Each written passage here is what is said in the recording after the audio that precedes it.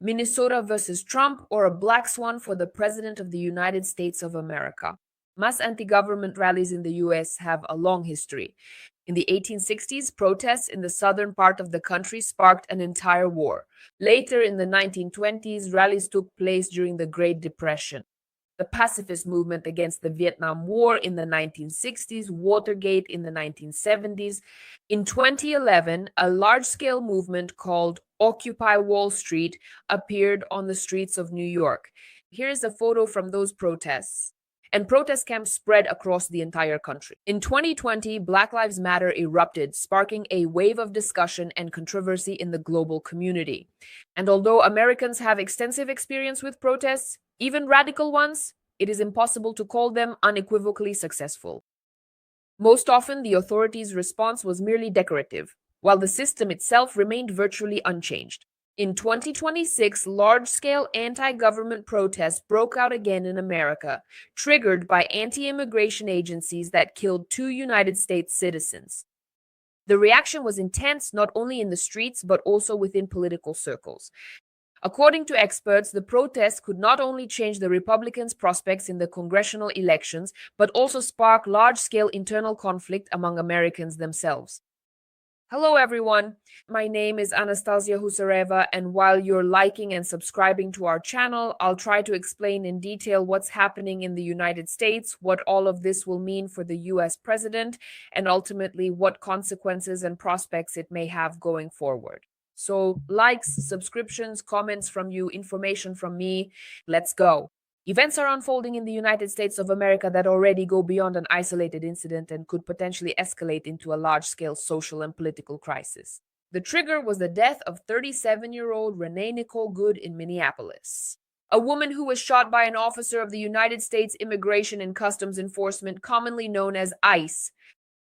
The circumstances of what happened, as well as the response of federal and local authorities, led to a sharp escalation of tensions within American society and once again highlighted the depth of political division within the country itself. The incident we are talking about now took place on January 7th on a quiet street in Minneapolis. According to the official version of the federal authorities, Agent Issa used a firearm during an official operation, acting under threat to his own life. Later, it became known that as a result of the shooting, a local resident was killed. Within the first hours after the incident, representatives of ICE and high-ranking officials, including U.S. President Donald Trump, stated that the officer acted in self-defense, as the woman allegedly tried to run over law enforcement officers with her car. However, this version was almost immediately called into question, and ultimately there are several videos that captured how it all happened. This means the reason was that the incident was recorded on video by several random witnesses at once. The footage was taken from different angles in daylight and clear weather, which made it possible to reconstruct the course of events in considerable detail. These recordings quickly spread across social networks and became the focus of close attention from national media. So in these frames that I showed you, it is quite clear Officer Issa approaches the Honda Pilot SUV. By the way, you can see this right now. He stopped across the roadway, demands that the driver get out of the car, and tries to open the door through the open window. He also touches the woman. The car starts to reverse and then moves forward. There is also this footage that has appeared as well. This is already filmed from another angle, and the car starts to reverse, as we mentioned, and then moves forward. At this moment, the second ACE officer, who is nearby, draws his weapon and fires at least 3 shots through the side window toward the driver's seat. The possibility of the car running over the officers is not confirmed in the video, although contact between the car and one of them is recorded. After the shots, the car accelerates and crashes into nearby parked vehicles. It later became known that the driver was 37-year-old Rene Nicole Goode, a citizen of the United States of America. She was a writer and the mother of 3 children. American media emphasized that she had not previously faced criminal charges, except for fines for traffic violations. It is important to note that the woman in question was not a migrant. And according to reports from CBS News, she actually held the status of an observer. She was a volunteer who had been granted formal permission to document and record the actions of the employees working at this migrant service center. In spite of these established facts and her official status, Donald Trump publicly characterized her as a professional agitator. And here it should be added that the incident quickly escalated beyond a local event and became the subject of a nationwide discussion. What caused particular resonance was the fact that the federal authorities took a tough and unequivocal stance, fully supporting the actions of the ACE officer, despite visual evidence that, in the opinion of many observers, contradicted the official version. After the release of the video recordings, the incident in Minneapolis quickly gained nationwide attention. The circumstances of Rene Nicole Goode's death were handed over to the Federal Bureau of Investigation for investigation. However, even before any investigations were completed, representatives of the federal authorities publicly stated their position, effectively placing the responsibility for what happened on the deceased. One of the first to make an official statement was Tricia McLaughlin, Assistant Secretary of Homeland Security of the United States of America. She emphasized that the ICE agent allegedly acted out of fear for his life and fired in self-defense. According to her, such incidents are the result of the demonization of law enforcement agencies by politicians who, she claims, encourage aggression against federal employees. And it is worth adding that Secretary of Homeland Security Kristi Noem went even further, describing what happened as an act of domestic terrorism. In her interpretation, the woman allegedly deliberately attacked ICE officers, attempting to run them over with her car and ram law enforcement officers. These statements were immediately picked up by a number of conservative media outlets and representatives of the Republican Party. The position of the department was also supported by the President of the United States, Donald Trump. In his account on the social network Truth Social, he stated that the woman behaved extremely inappropriately, interfered with law enforcement actions, and deliberately and maliciously ran over an ICE officer. According to the President of the United States, the shooting was an act of self-defense and the officer survived by a miracle. In the same statement, Trump placed part of the responsibility for what was happening on the radical left, whom he accused of inciting attacks on American law enforcement officers. However, these statements only intensified public outrage. The reason is that, according to part of the audience, the available video footage does not confirm the version about a deadly threat to ICE officers. Moreover, CNN reported the existence of surveillance camera footage recorded even before the amateur videos appeared. The footage shows that Rene Nicole Goode's car was stopped on the road about 3 minutes before the conflict began.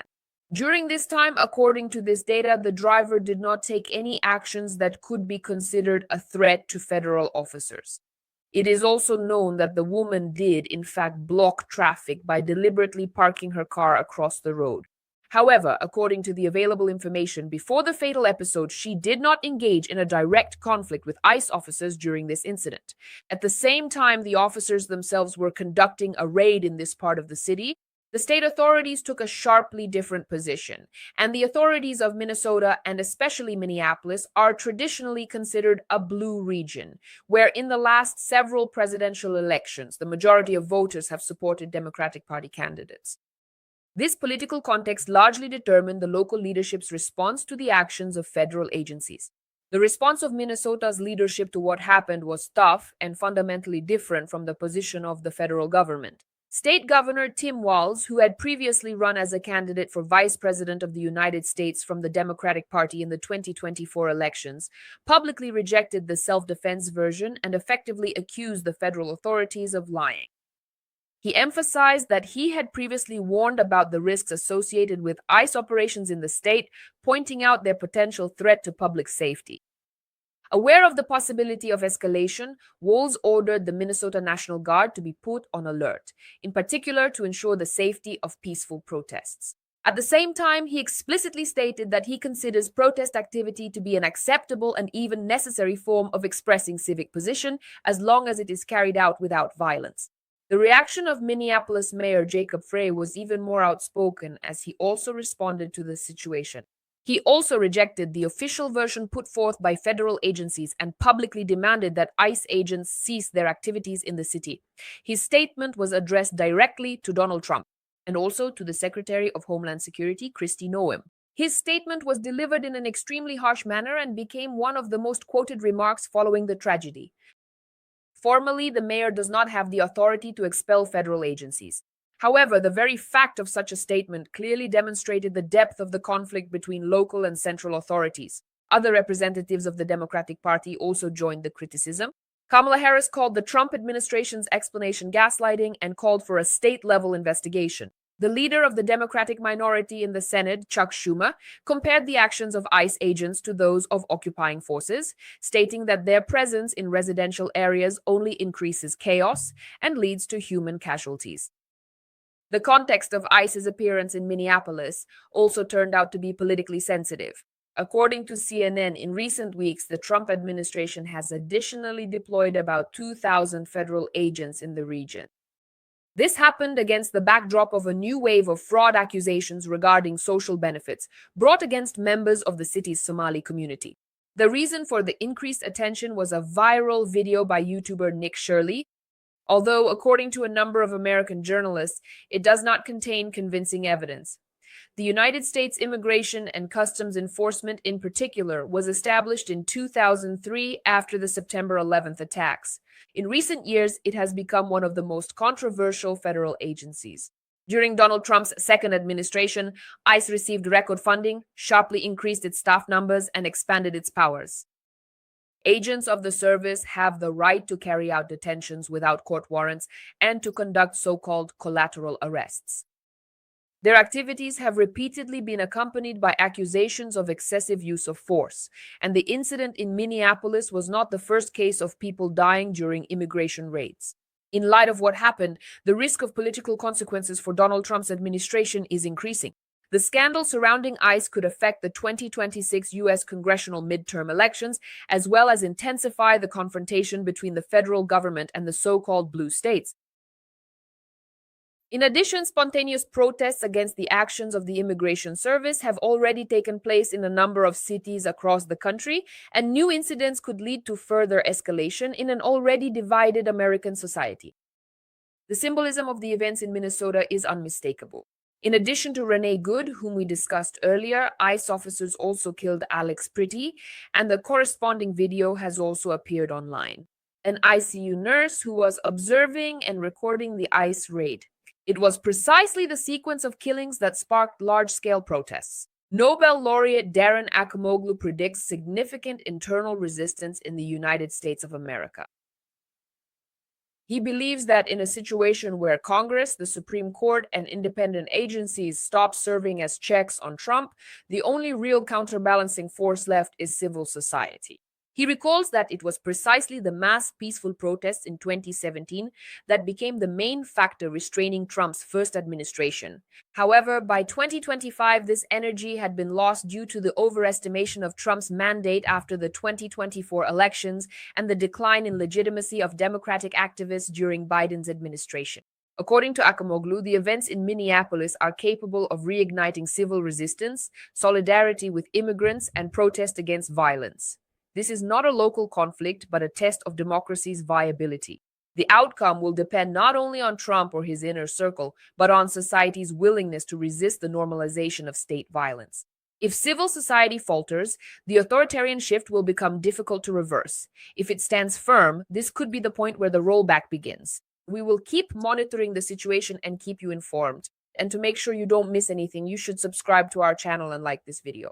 Even better, hit the notification bell. See you in the next broadcasts. My name is Anastasiia Husarieva. Take care of yourselves and wash your hands with soap. Bye-bye, everyone.